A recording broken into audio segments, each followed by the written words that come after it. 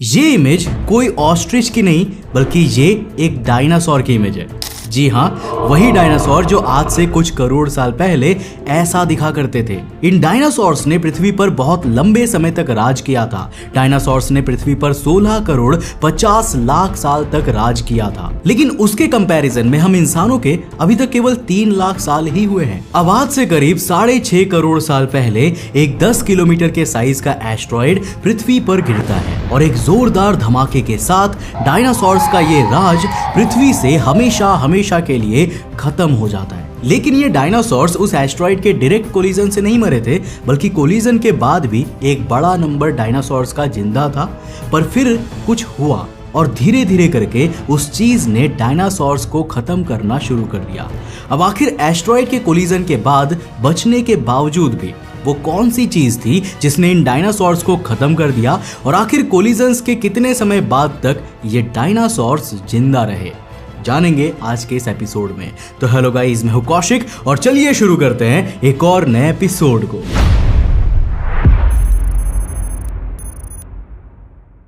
दोस्तों, आज से करीब 6.6 करोड़ साल पहले प्रेजेंट डे मैक्सिको के युकाटान पेनिनसुला के पास करीब 10 से 15 किलोमीटर का एक एस्ट्रॉइड गिरा, जिससे भीषण तबाही हुई थी। अब ये कहानी आप दर्जनों क्या सैकड़ों बार सुन चुके होंगे, पर उसके बाद हर घंटे क्या हुआ ये कहानी शायद आपने नहीं सुना होगा।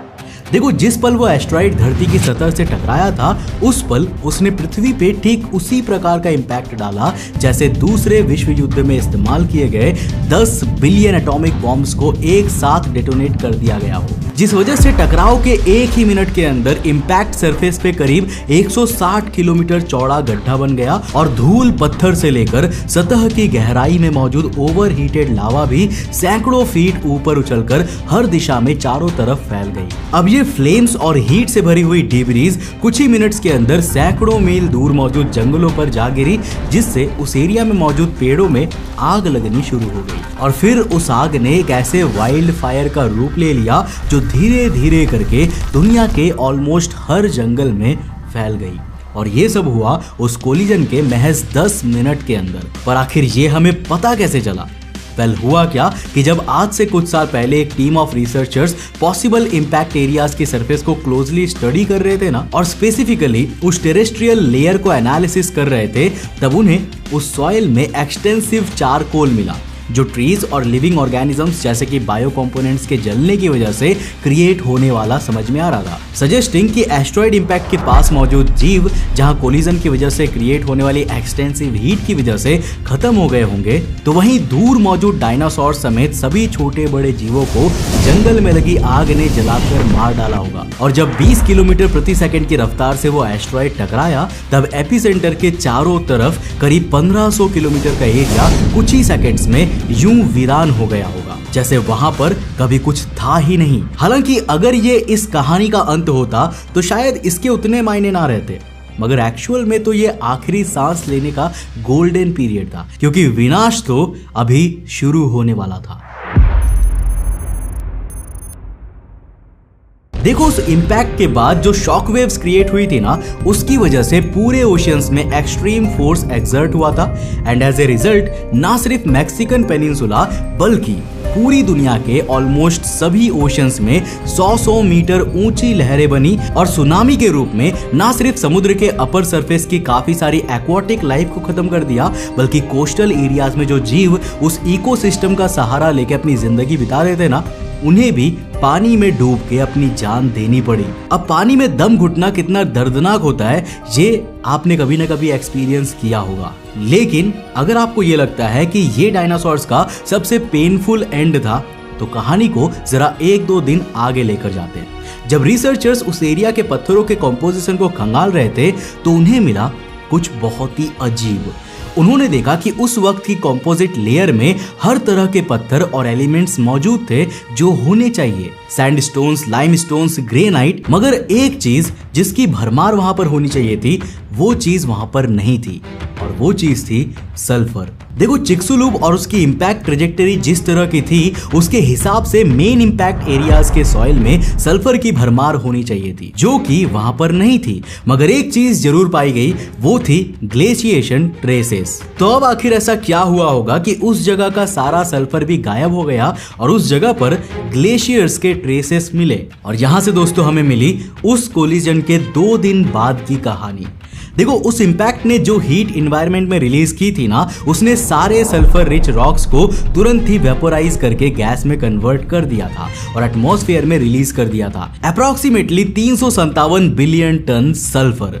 और ये कितना ज्यादा होता है, इसके लिए एक बेस्ट एग्जांपल देता हूं। देखो साल 1883 में जो क्रैकाटोवा वोल्केनिक इरप्शन हुआ था, उससे इस एस्टेरॉइड के मुकाबले 4 गुना कम सल्फर एनवायरनमेंट में रिलीज हुआ था। मगर फिर भी उसने पूरी अर्थ के ग्लोबल टेम्परेचर को 5 साल के लिए 2.2 डिग्रीज तक कम कर दिया था। नाउ सिमिलरली एटमॉस्फेयर में डस्ट और डिब्रीज के साथ साथ जब इतनी मैसिव अमाउंट में सल्फर कोलिजन के बाद अगले 1 हफ्ते में ऊपर जमी, यानी कि आसमान में चारों तरफ फैल गई, उसने वातावरण की ऊपरी सतह पे सल्फेट एरोसोल बना दिए। और ये किसी नॉर्मल गैस की तरह नहीं होती। सल्फेट एरोसोल की लेयर जब पृथ्वी के अपर एटमॉस्फेयर में जम जाती है ना, तो वह सूर्य से आने वाली सनलाइट, हीट और सोलर रेडिएशन को रिफ्लेक्ट करके वापस स्पेस में भेज देती है और उसे पास होकर के पृथ्वी की सतह तक नहीं आने देती। करीब 2 हफ्ते बाद दुनिया भर में लगी वाइल्ड फायर्स बिल्कुल शांत होने लगी।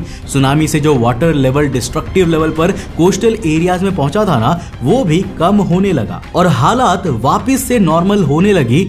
मगर इन 2 हफ्तों में पृथ्वी के अपर एटमॉस्फेयर में सल्फेट एरोसोल की लेयर जम गई थी, जिसने पृथ्वी के इकलौते हीटिंग सोर्स सूरज को उससे कंप्लीटली दूर कर दिया। और धीरे धीरे पूरी पृथ्वी को सनलाइट ना मिलने की वजह से यहाँ के ग्लोबल टेम्परेचर्स डाउन जाने लगे and this was the start of doomsday.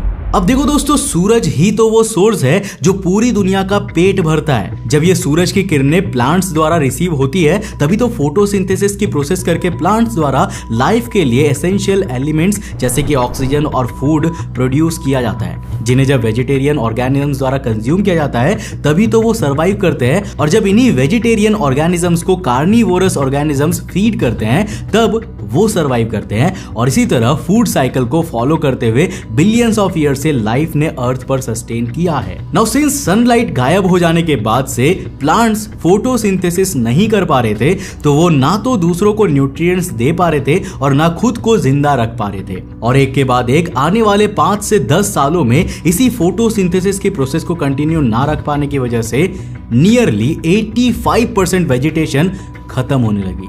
पेड़ सूखने लगे, फल लगने बंद हो गए, नए पेड़ों का उगना भी रुक गया और इन सब के कारण शाकाहारी जीवों के पास खाने के लिए कुछ नहीं बचा और सारे हर्बीवोरस एनिमल्स इंक्लूडिंग डायनासोर्स एक एक करके इसी खाने के अकाल में तिल तिल करके खत्म होने लगे। नाउ हर्बीवोरस के पूरी तरह खत्म होने के बाद कार्निवोरस उनकी लाशों को खाने लगे थे और आने वाले 2 से 3 सालों तक जहां जहां इन हर्बीवोरस की डेड बॉडी मिल रही थी, वैसे वैसे उन्हें फीड करते रहे। लेकिन अंततः ये सारी डेड बॉडीज भी वैनिश हो गई और कार्निवोरस भी आपस में ही एक दूसरे से लड़ने लगे और कहानी आ गई सर्वाइवल ऑफ द फिटेस्ट के केस पे, जहां 2 कार्निवोरस आपस में लड़ते थे और स्ट्रॉन्गेस्ट वन सर्वाइव करके वीकर वन को खा जाता था। मगर कार्निवोरस भी कितने ही समय तक एक दूसरे को मार के जिंदा रहते, क्योंकि जिंदगी सिर्फ खाने से ही थोड़ी चल सकती है। ग्लोबल टेम्परेचर्स डाउन होने की वजह से कोलिजन के करीब 3 महीने बाद ही सारी वाटर बॉडीज जमने लगी थी और ऑर्गेनिजम्स के पास पीने के लिए पानी भी नहीं रहा था, जिस वजह से कई बार ऐसा भी एस्टिमेट किया जाता है कि जितने जीव भूख से नहीं मरे होंगे ना, उससे कई गुना ज्यादा प्यास की वजह से खत्म हो गए होंगे, जिनमें से किसी नॉर्मल ऑर्गेनिज्म से बहुत पहले ही खात्मा डायनासोर्स का ही हुआ होगा। क्यों? Well the answer is nutritional requirements. अब देखो, इतना तो हम सभी जानते हैं कि डायनासोर्स का साइज और उनका मास आज के जानवरों से कई गुना ज्यादा रहता था, जिस वजह से उनकी बॉडी को मेंटेनेंस और सरवाइव करने के लिए भी न्यूट्रिशन ज्यादा चाहिए रहता था। अब जहां एक तरफ दुनिया खत्म हो रही थी और सर्वाइवल ऑफ द फिटेस्ट की लड़ाई में डायनासोर्स एक दूसरे को मारकर खा रहे थे, फिर भी उनकी बॉडी को इतना न्यूट्रिशन नहीं मिल पा रहा था कि वो मौसम की मार को झेलते हुए बाकी ऑर्गेनिज्म ऑर्गेनिज्म से बैटल करके अपने आप को जिंदा रख सके। अब देखते ही देखते करीब 12 से 13 साल बीत गए थे और तब भी जब पृथ्वी ने अपने स्नोबॉल फेज से रिकवर नहीं किया, तब दुनिया भर में मौजूद फाइनल डायनासोर्स के शरीर भी अंत में जवाब देने लगे। और कुछ इस तरह एस्ट्रॉइड के टकराव के करीब 14 साल बाद कभी दुनिया को डोमिनेट करने वाली प्रजाति आज पूरी तरह विलुप्त हो गई। लेकिन वेट ए सेकेंड, मैंने तो इस वीडियो की शुरुआत में आपको डायनासोर का इमेज दिखाया था जो आज भी जिंदा है, तो ये कैसे हुआ? क्या मैंने यहाँ पर कोई झूठ बोला है? वेल, नहीं। देखो, एविडेंसेस सजेस्ट करते हैं कि आज की जो मॉडर्न डे बर्ड्स है ना, वो इवॉल्व हुए हैं छोटे छोटे थेरोपॉड्स से। और थेरोपॉड्स डायनासोर्स की सबसे सिग्निफिकेंट फैमिलीज में से एक थे, जिनमें टी-रेक्स भी आते थे। आज से करीब 150 मिलियन साल पहले से ही थेरोपॉड्स में एक ब्रांच डिवाइड होके फेदर्स गेन करने लगी थी, जो प्री हिस्टोरिक बर्ड्स की फॉर्मेशन बना रही थी। नाउ इवेंचुअली जैसे जैसे समय बीतता गया, वैसे वैसे एस्ट्रॉइड डिजास्टर आने तक कई ऐसी बर्ड्स भी आने लगी थी जिनका साइज नियरली आज की बर्ड्स जितना ही हो गया था, और उनकी डाइट रिक्वायरमेंट्स भी उस वक्त के डायनासोर्स जितनी नहीं थी, बल्कि आज के बर्ड्स जितनी थी। और यही कारण था दोस्तों कि कोलिजन के करीब 14 साल बाद जब सारे डायनासोर्स खत्म हो गए, तब अंडरग्राउंड रहने वाले मैमल्स और कम न्यूट्रिशनल रिक्वायरमेंट्स वाले पक्षी इसी लेफ्टओवर को खा खा कर सरवाइव कर गए। और इस इंपैक्ट के करीब 2 डिकेड्स यानी कि 20 साल बाद एटमॉस्फेयर में सल्फेट एरोसोल कम हुआ और सनलाइट वापस से आने लगी। तब इन्हीं जीवों ने नए युग की शुरुआत की, जिसकी आगे की कहानी आपको वैसे तो हमारे इस वाले वीडियो में मिल जाएगी, लेकिन अगर आप इस वीडियो का एक नया और अपडेटेड वर्जन देखना चाहते हैं तो हमें नीचे कमेंट करके जरूर बताना। तो दोस्तों, ये थी कहानी डायनासोर्स के अंत की। मुझे उम्मीद है कि इस वीडियो से आपने कुछ नया जरूर सीखा होगा। अगर सीखा तो इस वीडियो को लाइक कर देना, अपने दोस्तों के साथ जरूर शेयर करना। अगर आप नए चैनल पे तो इस चैनल को सब्सक्राइब करने के साथ साथ नोटिफिकेशन बेल ऑन कर देना। और अगर आपको ये वीडियो पसंद आया ना, तो मैं आपको रिकमेंड करूंगा कि आप अगली वीडियो इसे जाकर जरूर देखना, जिसमें हमने बात किया है डायनासोर्स के पूरे शुरुआत से लेकर के ह्यूमंस के आने तक की कहानी को। जानने के लिए इस वीडियो को जाकर देखो, बहुत इंटरेस्टिंग है। मैं मिलता हूं आपको नेक्स्ट एपिसोड के साथ, तब तक के लिए बाय, जय हिंद।